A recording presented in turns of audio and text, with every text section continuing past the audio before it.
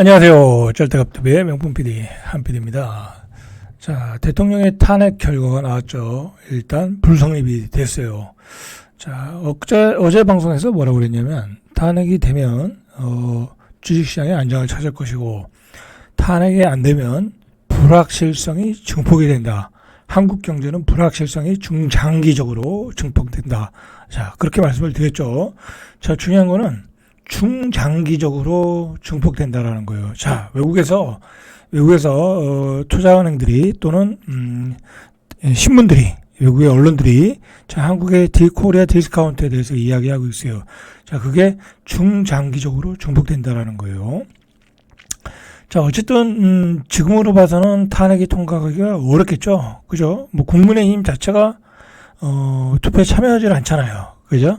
투표에 참여하지 않기 때문에 분명히 탄핵이 통과하기는 어렵다. 그렇다고 하면 우리 경제는 스톱되고 코리아 디스카운트는 시작이 됐다. 자, 그렇게 생각을 해야 되겠죠.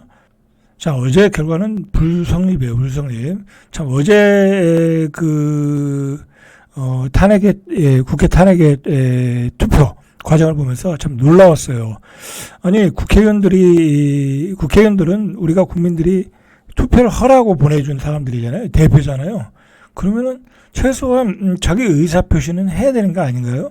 자, 외국의 언론들이 놀라워하는 것은 바로 그거예요. 그거예요. 대한민국은 민주주의 국가인데 도대체 그 시스템이 작동이 되지 않는다. 자, 그렇게 보면 어떻게 보겠어요? 그죠? 자, 그런 점들이 불안하게 보는 거예요. 대외 신인도를 낮추는 거죠. 자, 그동안에 주식시장에서 얼마나 이 시가총액들이 날아갔나 한번 보세요. 지난 6일 기준으로 전체 시가총액이 2046조. 자, 2046조. 비상계엄이 선포된 이후 불과 4월 만에 58조가 날아갔어요, 여러분들. 이 58조 정도면은 현대자동차 시가총액이에요. 그러니까 4일 동안에 현대자동차라는 회사 하나가 없어졌다라는 거죠. 자, 월요일은 어떻게 되겠어요? 뒤에서 말씀드릴게요. 제 생각을 말씀드릴게요. 자, 코스닥 시장은 344조 원에서 330조, 14조가 날라갔어요. 그죠? 자, 이렇게 탄핵 전국의 시가총액이 이 현대자동차 하나 날라갔고, 코스닥에서는 14조가 날라갔어요. 자, 바로 외환시장은 반응을 했죠. 2022년도에 우리나라 외환시장이 급등을 했었어요. 그때가 1,444원이었어요. 1,444원. 근데 지금 얼마냐면, 자, 4일 기준으로 12시 20분 1,442원까지 떨어졌어요. 지금 잠깐 볼까요? 자, 지금은 1,424원이에요. 그죠? 과거에 3년 전에 보면은 1,442원까지 올라갔다가 거의 전구점으로 올라가고 있어요. 지금 원화 가치가 떨어지고 있다라는 거죠. 자, 이 원화 가치가 떨어진다는 얘기는 우리가 수입하는 물가가 올라간다라는 거예요. 물가가 다 폭등한다라는 거예요. 우리나라는 원료가 없는 나라잖아요. 모든 식품, 뭐 어떤 산업 자재, 원자재 다 수입을 해야 돼요. 자, 그러면 우리 물가가 올라간다라는 거예요. 그럼 우리 임금이 올라가나요? 지금? 올라가질 않죠. 그죠? 그래서 정부가 제일 신경 쓰는 부분이 이 부분이에요. 물가가 폭등한다. 그렇다고 금리를 내릴 수도 없고, 더 내릴 수도 없고, 임금을 더 올려줄 수도 없고, 기업은 구조조정하고 있고. 자, 우리는 굉장히 피곤한 삶을 살게 돼 있어요, 지금. 피곤한 삶을 살게 됐다. 요즘 커피의 원료값이, 커피의 뭐라 그러죠? 커피의 수입값이 엄청나게 올라가고 있다고 그러잖아요. 기후변화 때문에. 자, 이제 커피값도 올라가는 거예요. 자, 실제로 계엄 충격 때문에 한국 중심한 나홀로 12월 달에 마이너스라는 거예요. 다른 나라는 대부분이 올랐어요. 미국도 폭등했고, 타이완 자치엔 지수도 4.2% 폭등했고, 일본 니케이도 2.3%, 그 시장이 안 좋다는 상해 종합과 홍콩 항생도 2.3% 올랐어요. 우리나라만 폭락하고 있는 거예요. 우리나라만 폭락하고 있다. 자, 이 와중에 미국의 포브스가 기사를 냈는데 뭐라고 나왔냐면 한국은 잃어버린 10년으로 몰고 갈 가능성이 없다. 여러분, 이게 지금 단기적인 문제가 아니에요. 월요일 시장이 문제가 아니에요. 월요일 시장은 오히려 많이 떨어졌다가 올라올 수도 있어요. 왜, 그거는 왜? 정부가 지금 이제 예를 들어서, 연기금 벌어, 막아라, 월요일날. 뭐 그렇게 얘기하지 않겠어요? 그러면 월요일날 장중에 많이 떨어졌다가 올라올 수는 있어요. 반등이 나올 수는 있어요. 그러나 그게 지속될 수는 없다라는 거죠. 뭐 연기금이 매일 들어가서 뭐 몇천억씩 매일 살 수는 없잖아요. 그죠? 자, 그런 상황이라는 거예요. 문제는 중장기적으로 문제가 생겼다라는 거야. 그리고 거기에 맞춰서 포브스는 잃어버린 10년으로 갈 가능성이 있다는 거예요. 그리고 중요한 게 뭐냐면 우리의 산업 구조가 지금 몰락의 과정으로 지금 가고 있어요.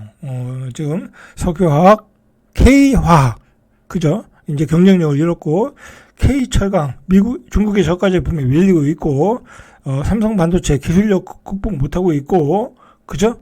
자동차, 중국의 전기차가 또 무섭게 밀고 들어오고 있고, 굉장히 위기 상황에서 정치적 혼란까지 가지고 오니까 포브스는 한국의 잃어버린 10년으로 몰고 갈 가능성이 높다. 자, 이런 얘기가 나오는 거예요. 여러분, 여기서 어떻게든 빨리 정리를 하고 넘어가야지. 정리를 넘어가서 전국을 안정을 찾아가지고 이게 정치인과 경제인이 하나가 돼서 우리 경제를 끌고 나가야 되는 거잖아요. 그죠? 근데 그게 지금 정치적인 문제가 해결이 안 되니까, 자, 이런 외국의 언론들이 이런 기사를 내보내고 있는 거예요. 코리아 디스카운트가 시작됐다라고 보는 거예요, 지금. 자, 여러분들, 이렇게 되면 어떻게 되겠어요? 자, 주식시장은 뭐 말할 것도 없고요. 부동산 시장도 폭락이다. 그렇게 보시면 돼요. 부동산 시장도 폭락이다. 요즘 누가 집을 사겠어요? 그리고 문제는 뭐냐면, 지금 집을 사시는 분들이 대출을 어마어마하게 받잖아요. 그죠? 물가가 이렇게 폭등하는데, 예? 대출을 이렇게 많이 받는다는 거는 굉장한 리스크가 있는 거예요, 여러분들. 예? 내 직장도 위험해진 거고, 내가 쓸 돈도 없어진 거예요, 지금. 자, 계속 이야기할게요.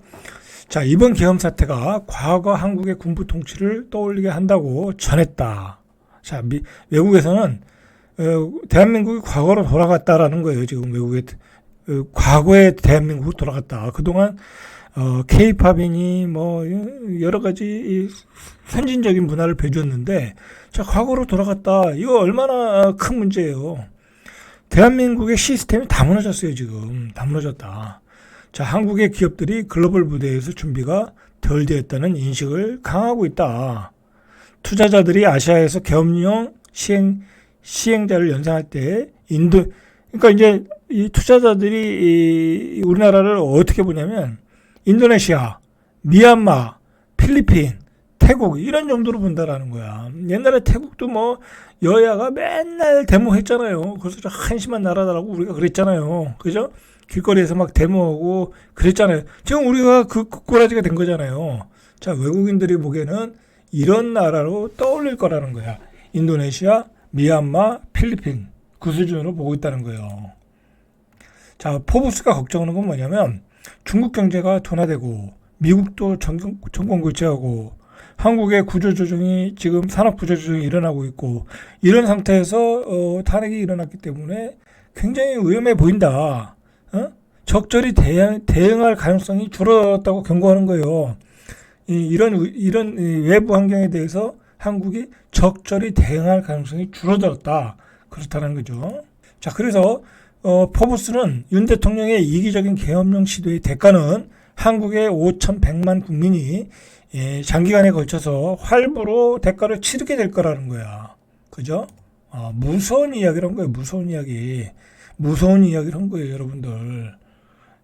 정신 차려야 돼요, 우리요, 지금.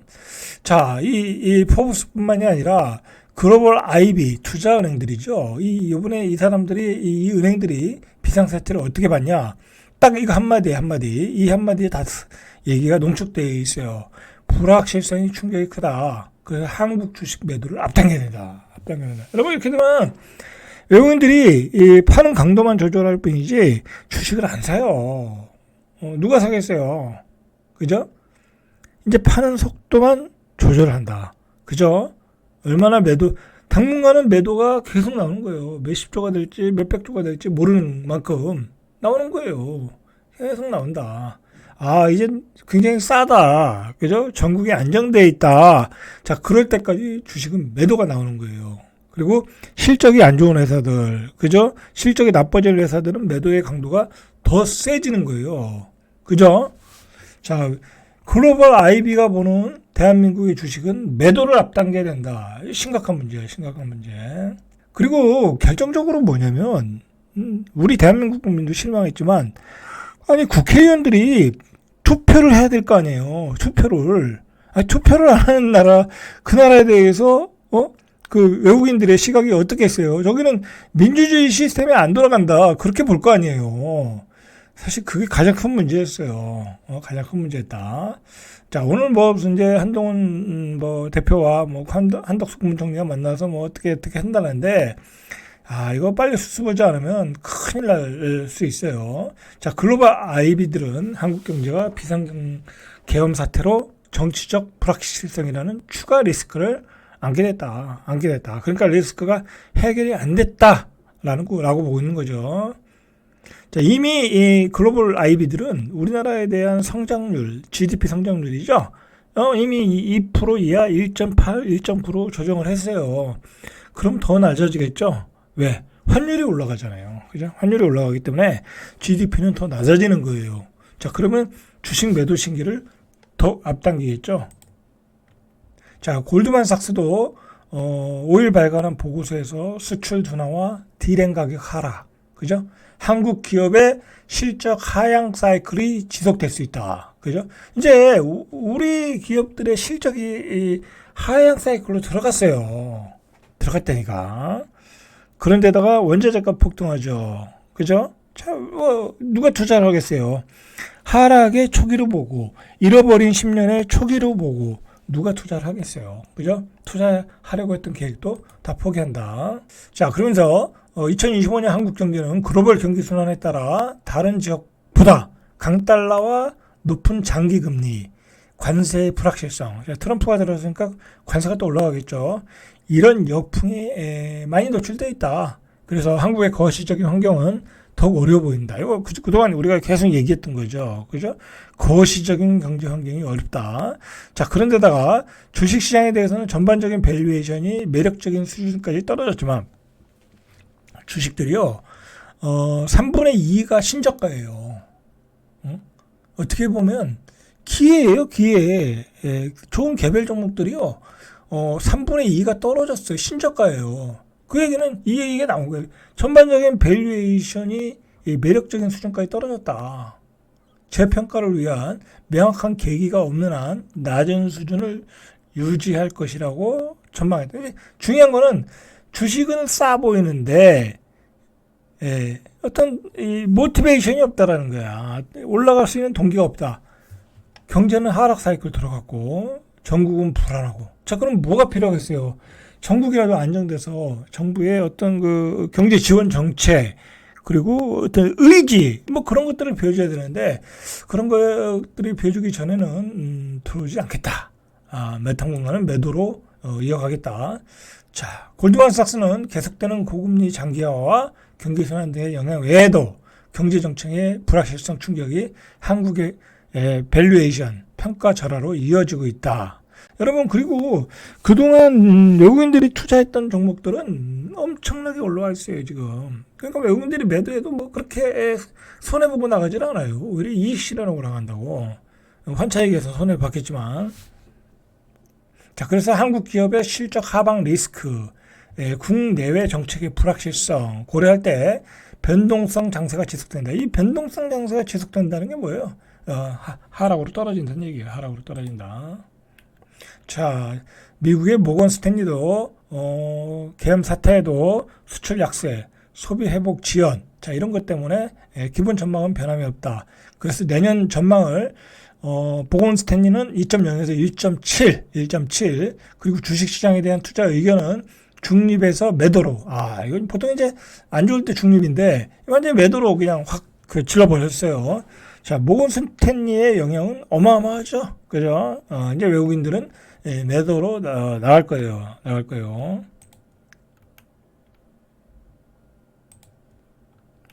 자, 홍콩계 CLSA도 많은 투자를 하고 있어요. 이번 사태에 대해 비상계엄 문제가 해결된다고 하더라도,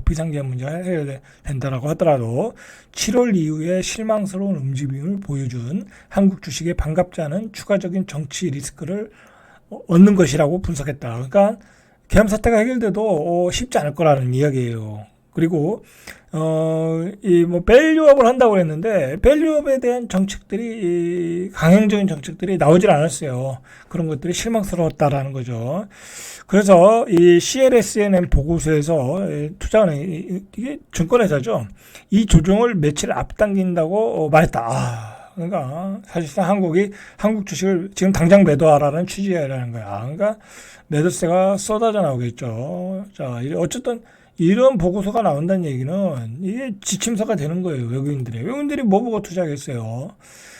자, 그래서 우리나라의 이 밸류업 주식들의 ETF 12개가 다 마이너스야. 이거 투자하는 사람들 다 마이너스 났어요. 밸류업 주식들이 다 마이너스 났다. 자, 잠깐만 다른 산업을 보면 관광산업은 어떻게 되겠어요?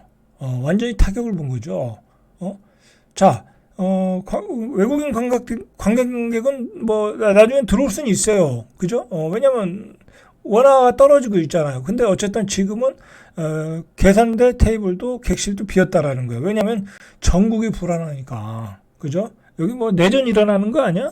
뭐 그렇게 볼 수도 있잖아요. 외국인 입장에서는. 그래서 관광산업이 환율, 소비, 유축, 대외 신뢰도 하락에 따라 3중구에 빠졌다. 관광산업도 고전한다라고 그러고, 당연히 이제 달러가 비싸졌으니까 우리가 해외여행도 못 가는 거죠. 그죠? 자, 그러니까 항공회사도 흔들거리고 빈좌석도 증가하고, 자, 그렇다는 거죠. 그동안 뭐 일본 어마어마하게 했잖아요. 일본 동남아 노선에서 외국인 관광 감소가 일어날 것 같다. 자, 문제는 뭐냐면 여러분들 지금 연말 대목이 다 없어졌어. 그죠? 연말 회식 그 계획들이 다 취소가 됐다라는 거예요. 전체적 산업 전반적으로 우리가 지금 큰 충격이 오고 있어요. 안 그래도 서민들 거의 아사 직전인데, 자영업자들 아사 직전인데, 자, 이 전국이 이렇게 됐어요. 여러분들 참 무책임한 거야. 그러고 보면 정치인들은 참 무책임한 거야. 나몰라라 하는 거야. 이 평상시 때는 뭐 서민을 위해서 어쩌고저쩌고 떠드는데, 이럴 때 행태를 보세요. 이게 국민을 위한 행태인지. 그죠? 아니, 최소한 투표는 해야 될 거 아니야. 그죠?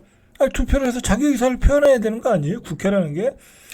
제일 심각한 게 뭐냐면, 이 대한민국 모든 국민들이 느꼈을 거예요. 대한민국의 이 입법기관이 무너졌다라는 거잖아요. 그죠? 군인들이 창문을 깨고 들어가고, 헬기가 내려가고, 대한민국의 입법기관이 무너졌다라는 거예요. 그리고 국회의원들은 투표도 안 하고, 그리고 법무부 장관은, 그렇게 얘기해놓고서 기다려야 되는데, 그냥 홀랑 떠나버리고, 그래서 국회의장한테 지적받았잖아요. 아니, 대한민국에서 제일 강한 기관이 입법기관 아니에요? 그죠? 입법기관이에요. 국회예요. 여러분, 국회가 무너지면 대한민국은 무너지는 거야. 그죠? 큰 문제예요. 정말 큰 문제야. 자, 여러분들 일단 주식시장을 보시죠. 주식시장을 보시면, 자, 일단 코스닥을 볼게요. 코스닥이 이 바닥에서 이렇게 엄청난 거래량을 세우면서 꼬리를 만들고 올라왔어요. 나 반등할래? 그런 분위기였어요. 금요일 날은 그런 분위기였어요. 그래서 제가 좀 한 100주 정도만 사왔어요. 샘플로 사봤어요.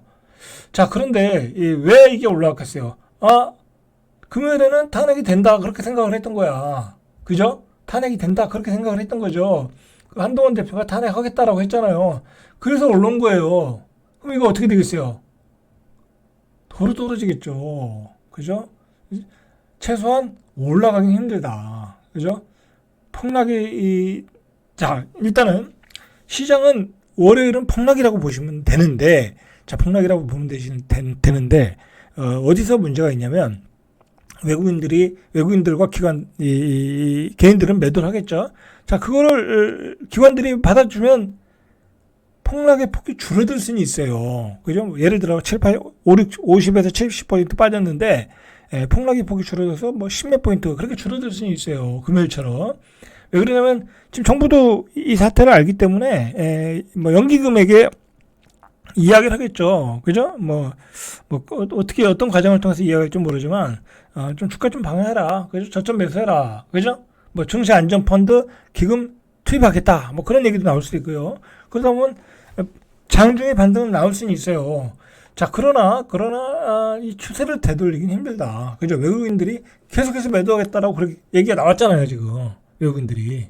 그죠? 외국인들이 계속해서 매도하겠다 나왔기 때문에, 지금은 여기서는 트레이드 구간밖에 안 나와요. 죄송한 말씀이지만, 트레이드 구간. 이 외국인들의 매도가 안정이 줄어들 때, 그리고 전국이 조금 변화가 있을 때, 그럴 때 사야지 지금은 아니다. 라는 얘기죠. 그러니까 월요일에 많이 떨어지는데, 그것을 기관들이 방어할 수는 있다. 그러나 외국인들은 지속적으로 매도할 가능성이 높다. 라고 보시면 돼요. 그죠? 지금 여기서 매수 세력들은 누구밖에 없냐면, 이 지수를 방어하는 우리나라 연기금밖에 없어요. 그죠? 그리고 단타 치는 세력밖에 없어요. 그렇게 보시면 돼요, 시장은. 자, 코스피 보시죠. 자, 코스피는 말씀드린 대로 이게 깨지면 끝나는 거예요. 2370이 깨지면 끝나는 거예요. 그러면은 한 8, 90포인트 빠졌죠. 여기를 확인을 하겠죠. 그죠? 여기를 확인하겠죠. 한 번은 확인할 거예요. 그죠? 다음 주에 확인하는데, 여기를 막으려고 기관들이 애를 쓰겠죠. 그죠? 애를 쓰는데, 문제는 개인들은 어차피 눈치로 이렇게 상황에 따라 대응을 하기 때문에 매도세가 강하지는 않을 수 있어요. 개인들은 선점의 물량 빼고는. 그러나 외국인들이 계속해서 쳐댄다고 하면 알 수가 없는 거예요. 그죠? 알 수가 없는 거예요. 그리고 환율이 계속 올라간다. 환율이 1,450원을 뚫고 올라간다. 그럼 이것도 무너지는 거야. 2,300도 무너지는 거예요. 그러니까 환율을 잘 보셔야죠. 그죠? 환율을 잘 보셔야 돼. 자, 그런 관점에서 보면 돼요. 자, 이것도 말씀드리는데, 월요일은 폭락이 나올 수 있어요. 폭락이 나올 수 있는데, 기관들이 방어 들어올 수 있어요. 그건 예정이에요. 안 들어올 수도 있는 거예요. 만약에 기관들이 방어가 안 들어온다. 그러면 그냥 그대로 밀려 나가는 거예요. 밀려 떨어지는 거예요. 그냥 저점을 찍는 거예요. 자, 이 주봉을 보면 굉장히 안 좋아요. 그죠? 반등 줄려다가 다 실패했죠. 자, 여기서 이렇게 떨어져가지고 3주 동안 반등을 열심히 줄려다가 다 실패했죠. 자, 그럼 어떻게 됐어요? 요 사이에 거래된 것들이 그대로 쏟아져 내려오겠죠. 그래서 일단은 여기까지는 떨어지지 않을까. 2,300까지는 떨어진다고 보면 될 것 같아요. 단기적으로는. 그러나 중장기적으로는 어렵다. 그죠? 중장기적으로는 계속해서 외국인들의 매도가 나올 수 있다. 자, 외국인들이 이 한국의 상황을 절망적으로 보고 있어요. 절망적으로 보고 있다. 대외 변수도 안 좋고, 기업의 경기 사이클도 하락으로 들어갔고, 그리고 국회에서 하는 것 보니까 저 나라는 민주국가가 아니다라는 생각이 들었고, 그죠? 그거 얼마나 창피한 거예요, 여러분들. 국회에서 투표도 안 하고 다 빠져나간다. 그거 외국인들이 볼 때는 저 나라는 민주 시스템이 가동이 안 되는 나라네. 그러면 경제가 정상적으로 돌아가겠냐?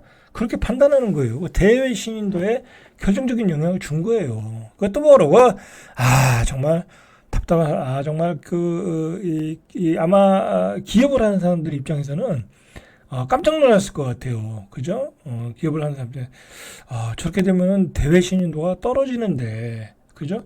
국가 신용 등급에도 영향을 주는 거예요. 그죠?